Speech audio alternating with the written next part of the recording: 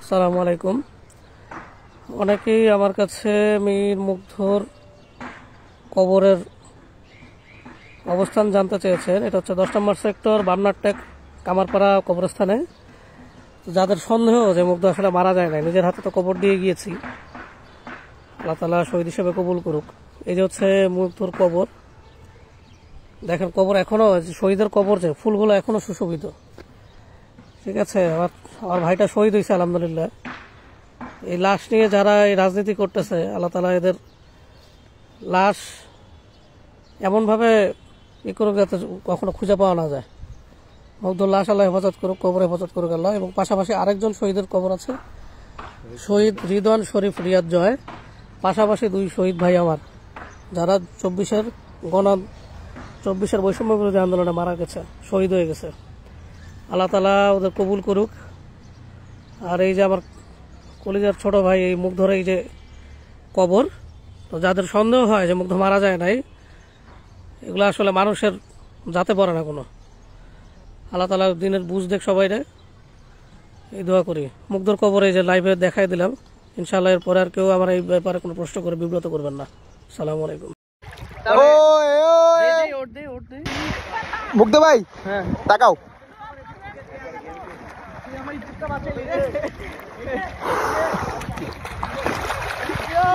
টাকা টাকা টাকা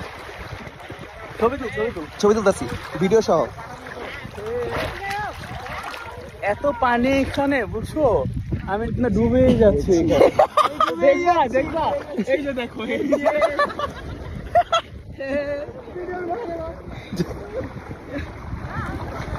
আমার একটা সিঙ্গেল ছবি তুলে দিতে, মানে সেলফি টাইপ।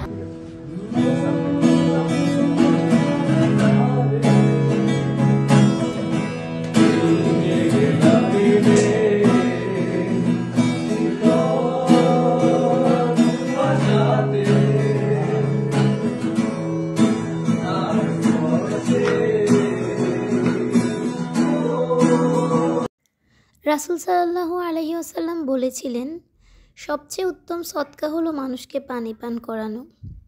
আর এই মানুষটা কিন্তু পানি পান করাতে করাতেই পৃথিবী ত্যাগ করেছিল।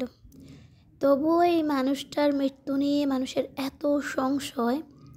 একটা মানুষ যে কিনা পানি পান করাতে করাতে, উপকার করতে করতে, একটা সওয়াবের কাজ করতে করতে এই পৃথিবী ত্যাগ করেছিল, এবং তার মৃত্যু নিয়ে তার পরিবার এবং হাজার হাজার মানুষ সাক্ষী দিয়েছে, তবুও মানুষের নানা প্রশ্ন।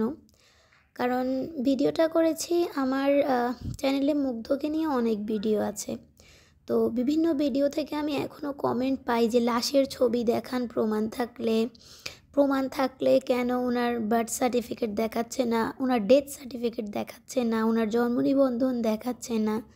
তো ওনার ফ্যামিলি আসলে সব কিছুকে একদম প্রাইভেট জিনিসগুলোকে বা পার্সোনাল জিনিসগুলোকে একেবারে সরকারি করে দিতে চায় না, উন্মুক্ত করে দিতে চায় না। পারিবারিক কোনো কিছু আসলে মানুষ ব্যক্তিগত কিছু জিনিস ব্যক্তিগত রাখতে চায়। তবে ওদের 2 ভাই এবং পরিবারের প্রত্যেক থেকে যে ইন্টারভিউ নেওয়া হয়েছে, ওদের চোখ মুখ, ওদের অনুভূতিগুলো আসলে আমাদের মধ্যে থেকে যদি আমরা আমাদের কাউকে হারাতাম, বা আমরা যখন আপনজনকে হারিয়ে ফেলি, কাউকে হারিয়ে ফেলি, তখন আমাদের ভেতরকার অবস্থা কেমন হয়, এবং তাকে নিয়ে যখন আজগুবি কথাবার্তা শুনি অপরের মুখে, তখন আমাদের রক্ত গরম হয়ে যায়। মন চায় যে বা যারা এই ধরনের কথা বলছে তাদেরকে এক নিমিষেই শেষ করে দেই। কিন্তু তাদের পরিবার যথেষ্ট ধৈর্য ধরে সম্মানের সাথে প্রত্যেক ব্যক্তির উদ্দেশ্যে কথা বলেছে। আমি খুব অবাক হয়েছি আসলে। তাদের পরিবারের কেউ না হয়েও মীর মুগ্ধ সম্পর্কে আজগুবি কথাবার্তা শুনে আমার যেই রাগটা হয়েছে, যে জেদটা কাজ করেছে, সেটা কিন্তু তার পরিবার যে কীভাবে ধৈর্য ধরেছিল শুধু তার পরিবার জানে।